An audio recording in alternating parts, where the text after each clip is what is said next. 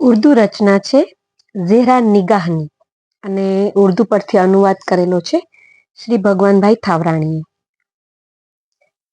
સાંભળ્યું છે સાંભળ્યું છે જંગલોમાં પણ કોઈ કાયદો હોય છે. એવું સાંભળ્યું છે જંગલોમાં પણ કોઈ કાયદો હોય છે.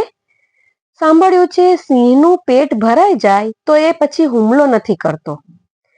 વૃક્ષના ઘનઘોર છાયણે જઈ આરામ કરે છે.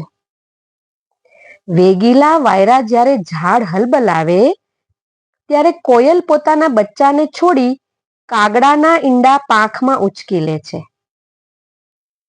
સાંભળ્યું છે માળામાંથી કોઈ બચ્ચું પડી જાય તો આખું જંગલ જાગી જાય છે. સાંભળ્યું છે જ્યારે કોઈ નદીના પાણીમાં દરજીડાના માળાનો ઘઉંવર્ણો રંગ લહેરાય તો નદીની રૂપેરી માછલીઓ એને પાડોશી માની લે છે. કોઈ નદીના પાણીમાં દરજીડાના માળાનો ઘઉંવર્ણો રંગ લહેરાય તો નદીની રૂપેરી માછલીઓ એને પાડોશી માની લે છે. ક્યારેક તોફાન ઉમટે કે કોઈ પુલ તૂટે ત્યારે લાકડાના તરાપે ખિસકોલી, સાપ, બકરી અને ચિત્તો એકી સાથે બેસી જાય છે. સાંભળ્યું છે જંગલોનો પણ કોઈ કાયદો હોય છે.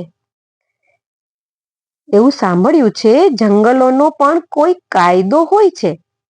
હે પ્રભુ, કૃપા નિધાન, દિવ્ય દ્રષ્ટિધર, મહાશક્તિમાન,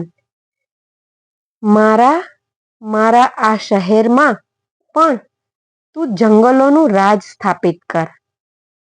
મારા આ શહેરમાં પણ જંગલોનું રાજ સ્થાપિત કર.